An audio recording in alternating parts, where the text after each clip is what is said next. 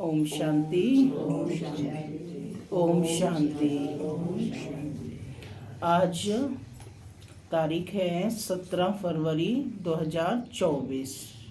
बाबा ने मीठी मधुर मुरली में बताया कि बाप सर्वशक्तिमान है। वो बाप भी है, टीचर भी है और सतगुरु भी है। आज बाबा कहते हैं कि बाप सर्जन भी है। सर्जन क्या करता है? बीमारी को ठीक करता है। तो बाबा कहते जो तुम महारोगी हो गए हो, माया के विकारों के वशीभूत हो गए हो, तो उस बीमारी को बाप कैसे आकर निकालते हैं?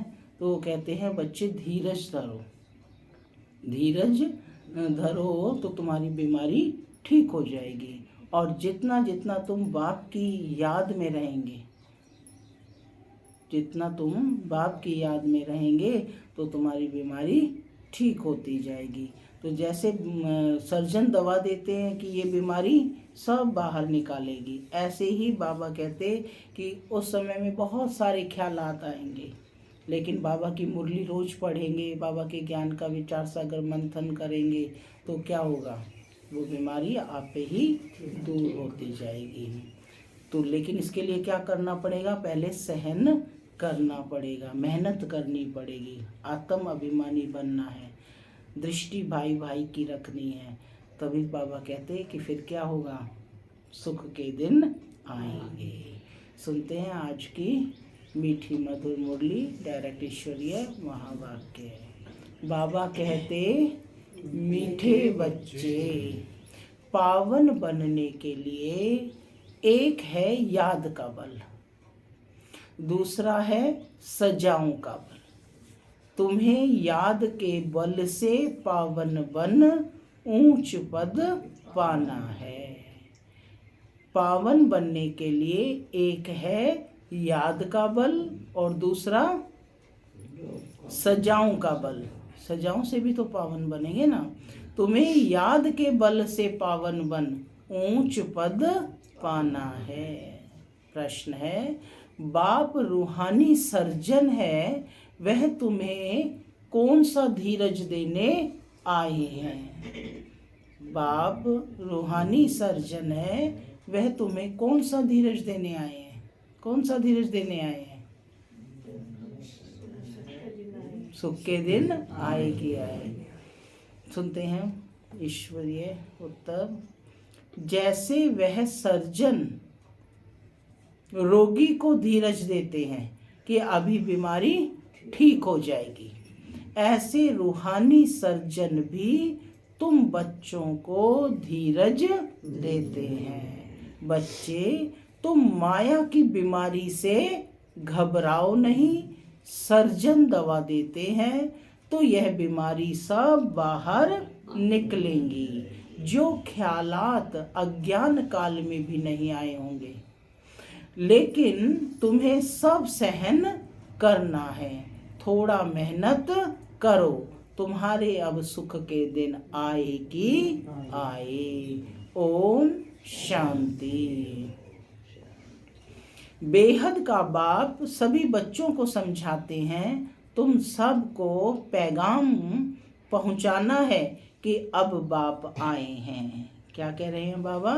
तुम सबको पैगाम पहुंचाना है कि अब बाप आए हैं।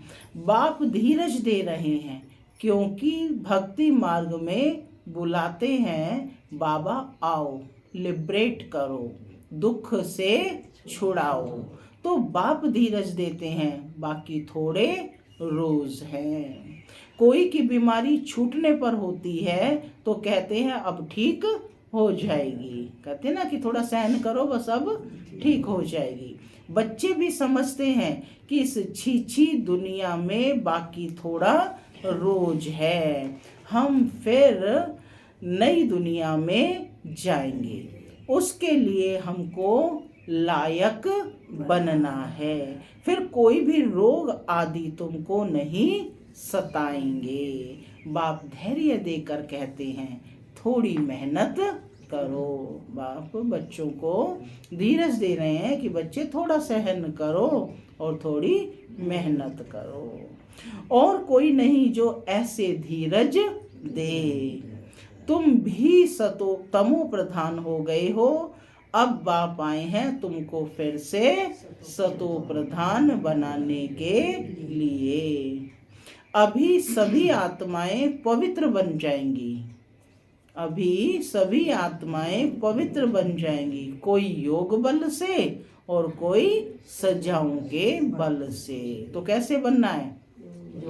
योग बल से बनना है ना, सजा खा करके कोई बनना है। तो दोनों बल हैं कि कोई योग बल से बनते हैं और कोई सजाओं के बल। सजाओं का भी बल है ना, सजाओं से जो पवित्र बनेंगे उनको पद कम हो जाएगा। तुम बच्चों को श्रीमत मिलती रहती है। बाप कहते हैं मामेकम याद करो, तुम्हारे सब पाप भस्म हो जाएंगे। अगर याद नहीं करेंगे तो पाप 100 गुना बन जाएगा। अगर याद नहीं करेंगे तो पाप 100 गुना बन जाएगा, क्योंकि पाप आत्मा बन तुम मेरी निंदा करते हो, इसलिए 100 गुना हो गया, क्योंकि पाप आत्मा बनकर तुम मेरी निंदा कराते हो। मनुष्य कहेंगे इनको ईश्वर ऐसी मत देते हैं जो आसुरी चलन दिखाते हैं। लाही चाढ़ी, लाही चाढ़ी क्या होता है? उतराव और चढ़ाव भी होता है ना। बच्चे हार भी खाते हैं, अच्छे अच्छे बच्चे भी हार खाते हैं, तो पाप कटते ही नहीं हैं, फिर भोगना भी पड़ता है। ये बहुत छीछी दुनिया है, इसमें सब कुछ होता रहता है। बाप को बुलाते ही हैं कि बाबा आकर हमको भविष्य नई दुनिया के लिए रास्ता बताओ। बाबा जानते हैं उस तरफ है पुरानी दुनिया और इस तरफ है नई दुनिया। तुम हो नैया, अब तुम पुरुषोत्तम बनने के लिए चल रहे हो। तुम्हारा इस पुरानी जुत्ती से लंगर उठ चुका है, उठ गया है ना सभी का। तो जहां जा रहे हो उस घर को ही याद करना है। बाप ने कहा है मेरे को याद करने से तुम्हारी कट उतरेगी। या तो है योग बल इस कट को उतारने का, या तो है योग बल और या सजाएं। हर एक आत्मा पवित्र तो जरूर बननी है। घर से कैसे आई थी आत्मा? पवित्र आई थी, तो जाएगी भी कैसे? पवित्र बन करके जाएगी। तो चाहे योग बल से चाहे सजाओं से, तो ये चॉइस आपके पास है। हर एक आत्मा पवित्र तो जरूर बननी है, पवित्र बनने बगैर वापिस तो कोई जा नहीं सकते। सबको अपना अपना पार्ट मिला हुआ है। बाप कहते हैं यह है तुम्हारा अंतिम जन्म। मनुष्य कहते हैं कलयुग अर्जुन छोटा बच्चा है, गोया मनुष्य भी इससे भी और दुखी होंगे क्या? तुम संगम युगी ब्राह्मण समझते हो कि यह दुख धाम तो अभी खत्म होना है। बाप धीरज देते हैं। कल्प पहले बाप ने कहा था कि मामेकम याद करो, मुझे याद करो तो पापों की कट उतर जाएगी। यह मैं गारंटी करता हूँ। बाप गारंटी करते हैं। यह भी समझाते हैं कि कलयुग का विनाश जरूर होना है और सतयुग भी जरूर आना है। खातिरी मिलती है, बच्चों को निश्चय भी है, परंतु याद न ठहरने के कारण कोई ना कोई विकर्म कर लेते हैं। कहते हैं बाबा क्रोध आ जाता है, इसको भी भूत कहा जाता है। 5 भूत दुख देते हैं इस रावण राज्य में। यह पिछाड़ी का हिसाब किताब भी चुकतो करना है। जिनको आगे कभी काम विकार नहीं सताता था उनको भी बीमारी इमर्ज हो जाती है। कहते हैं आगे तो ऐसा विकल्प कभी नहीं आया, अब क्यों सताता है? यह ज्ञान है ना, ज्ञान सारी बीमारी को बाहर निकालता है, भक्ति सारी बीमारी को नहीं निकालती। यह है ही अशुद्ध विकारी दुनिया 100% अशुद्धता है। 100% पतित से फिर 100% पावन होना है, वरना तो 100% है ना। 100% भ्रष्टाचारी से 100% पावन श्रेष्ठाचारी दुनिया बनानी है। बननी है ना, ये कैसी दुनिया बननी है? बिल्कुल 100%, 100%, है ना। पावन श्रेष्ठाचारी दुनिया बननी है। बाप कहते हैं मैं आया हूँ तुम बच्चों को शांति धाम सुख धाम में ले चलने के लिए। तुम मुझे याद करो और सृष्टि चक्र को फिराओ। कोई भी विकर्म नहीं करो। जो गुण इन देवताओं में है ऐसे गुण धारण करने हैं। बाबा कोई तकलीफ नहीं देते हैं। कोई घरों में भी इविल सोल होती है तो आग लगा देती है, नुकसान करती है। इस समय मनुष्य ही सब इविल है ना। इस समय मनुष्य ही सब इविल है ना। स्थूल में भी कर्म भोग होता है, स्थूल में भी कर्म भोग होता है। आत्मा एक दो को दुख देती है शरीर द्वारा। शरीर नहीं है तो भी दुख देती है। बच्चों ने देखा है जिसको घोष्ट कहते हैं, वह सफेद छाया मुआफिक देखने में आते हैं, परंतु उनका कुछ ख्याल नहीं करना होता है। तुम जितना जितना बाप को याद करेंगे उतना यह सब खत्म होते जाएंगे। बाबा कहते यह भी हिसाब किताब है ना। घर में बच्चियां कहती हैं कि हम पवित्र रहना चाहती हैं, यह आत्मा कहती है, और जिनमें ज्ञान नहीं है वह कहते हैं पवित्र नहीं बनो। फिर झगड़ा हो पड़ता है, कितना हंगामा होता है।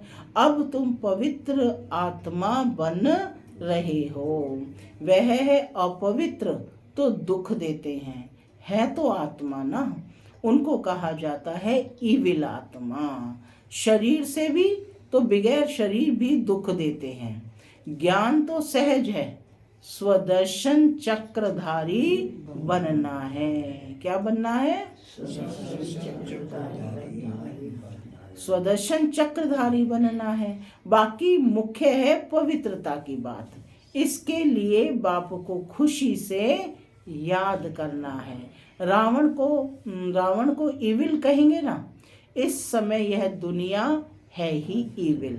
एक दो से अनेक प्रकार के दुख पाते रहते हैं। इविल पतित को कहा जाता है। पतित आत्मा में भी 5 विकार अनेक प्रकार के होते हैं। कोई में विकार की आदत, कोई में क्रोध की आदत, कोई में तंग करने की आदत, कोई में नुकसान कर देने की आदत होती है। कोई में विकार की आदत होगी तो विकार न मिलने के कारण क्रोध में आकर बहुत मारते भी हैं। यह दुनिया ही ऐसी है। तो बाप आकर धीरज देते हैं कि हे आत्माएं, बच्चों धीरज धरो, मुझे याद करते रहो और दैवी गुण भी धारण करो। क्या है दैवी गुण सुदेश बहन? उदारता, हर्षित मुक्ता, है ना। ये सारे गुण क्या है? मधुरता, अंतर्मुखता है, ये सब क्या है? दैवी गुण है। तो बाबा कहते मुझे याद करते रहो और दैवी गुण भी धारण करो। ऐसे भी नहीं कहते हैं कि धंधा आदि नहीं करो। जैसे मिलिट्री वालों को लड़ाई में जाना पड़ता है तो उन्हों को भी कहा जाता है शिव बाबा की याद में रहो। गीता के अक्षरों को उठाए, वह समझते हैं कि हम युद्ध के मैदान में मरेंगे तो स्वर्ग में जाएंगे, इसलिए खुशी से लड़ाई में जाते हैं, परंतु वह तो बात ही नहीं है। अब बाप कहते हैं कि तुम स्वर्ग में जा सकते हो सिर्फ शिव बाबा को याद करने से। कैसे जाएंगे? सिर्फ स्वर्ग में शिव बाबा को याद कर लो। याद तो एक शिव बाबा को ही करना है तो जरूर स्वर्ग में जाएंगे।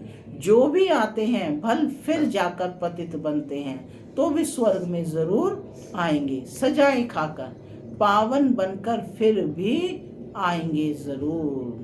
बाप रहम दिल है ना।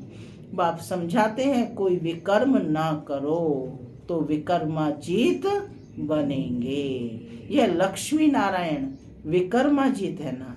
फिर रावण राज्य में विकर्मी बन जाते हैं। विक्रम संवत शुरू होता है ना। मनुष्यों को तो कुछ भी पता नहीं है। तुम बच्चे अभी जानते हो यह लक्ष्मी नारायण विकर्माजीत बने हैं। कहेंगे विकर्माजीत नंबर 1। फिर 2500 वर्ष के बाद विक्रम संवत शुरू होता है। माने विक्रमाजीत नंबर 1, फिर 11 से स्टार्ट हुआ और 2500 वर्ष के बाद कौन सा संवत शुरू होता है? विक्रम संवत, जो अब चल रहा है ना। मोहजीत राजा की कहानी है ना।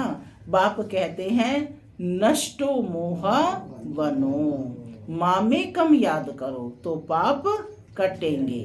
जो 2500 वर्ष में पाप हुए हैं वह 50-60 वर्ष में तुम स्वयं को सतो प्रधान बना सकते हो।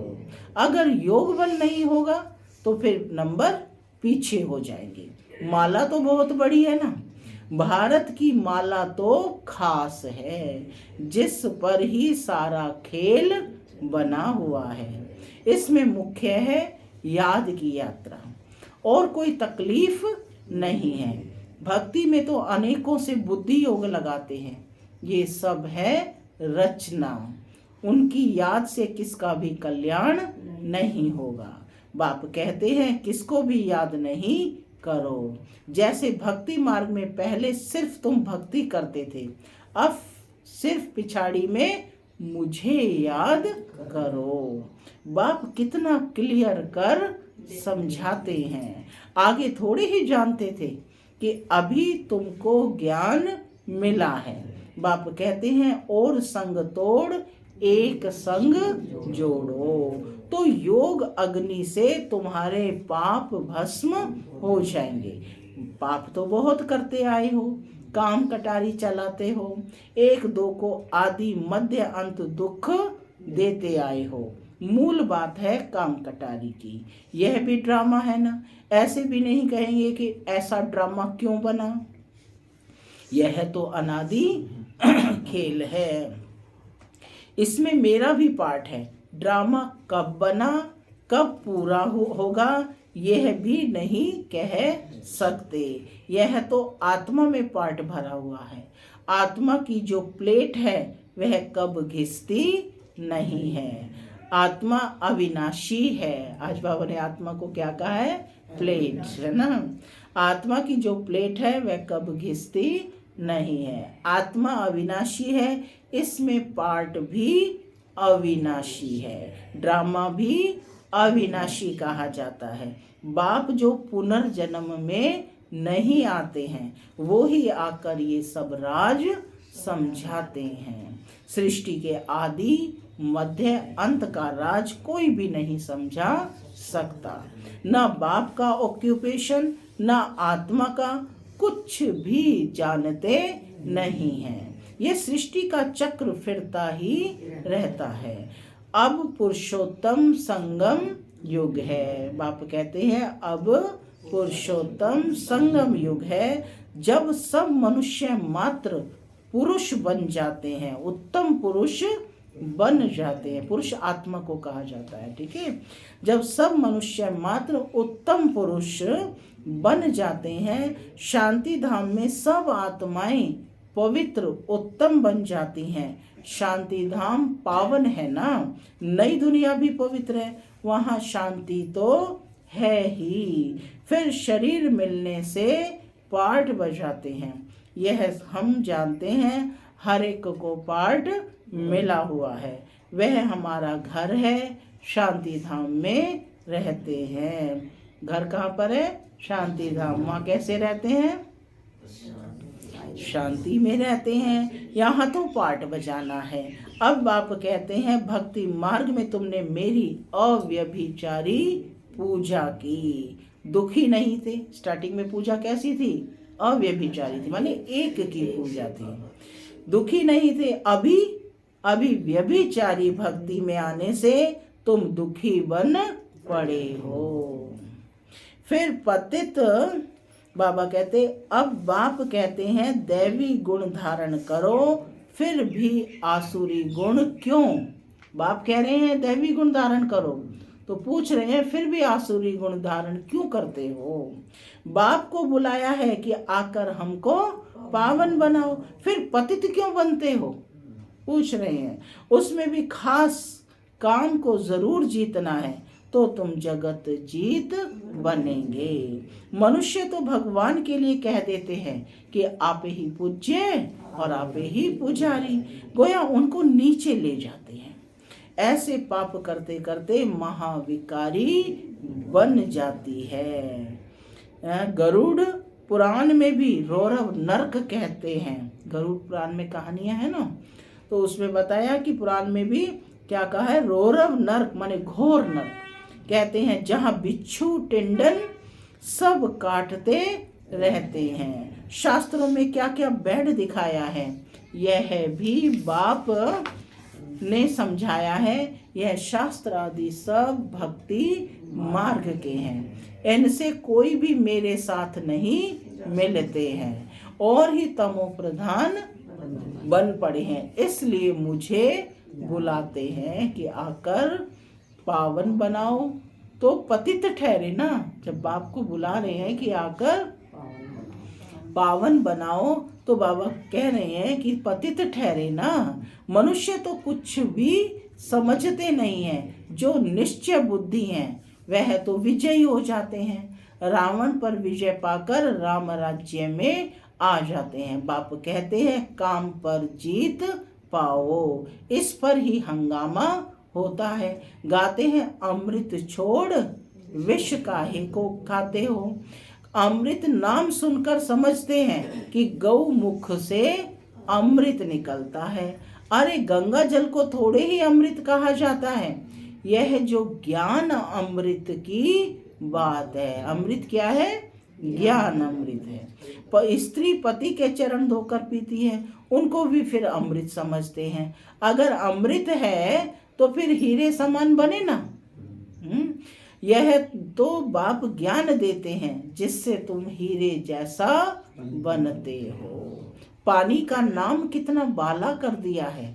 तुम ज्ञान अमृत पिलाते हो और वह पानी पिलाते हैं। तुम ब्राह्मणों का किसको भी पता नहीं है।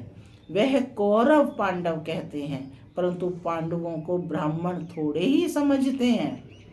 गीता में ऐसे अक्षर है नहीं जो पांडवों को ब्राह्मण समझें।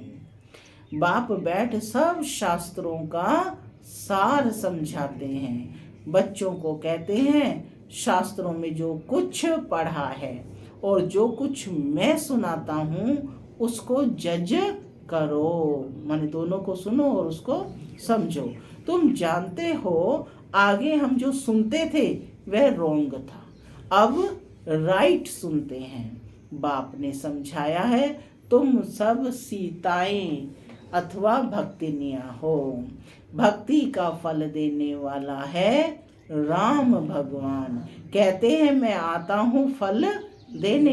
तुम जानते हो हम स्वर्ग में अपार सुख भोगते हैं, उस समय बाकी सब आत्माएं कहाँ रहती हैं? शांति धाम में रहते हैं।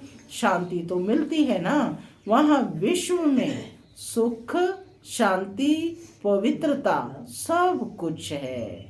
तुम समझाते हो जबकि विश्व में एक धर्म था तब ही शांति थी, फिर भी समझते नहीं है। ठहरता कोई मुश्किल है, पिछाड़ी में बहुत आएंगे। जाएंगे कहाँ? पूछ रहे हैं बाबा कि जाएंगे कहाँ। और क्योंकि बाबा ने कल भी कहा ना ये एक ही हट्टी है, यह एक ही हट्टी है। जैसे दुकानदार की चीज अच्छी होती है तो दाम एक होता है, यह तो शिव बाबा की हट्टी है, वह है निराकार।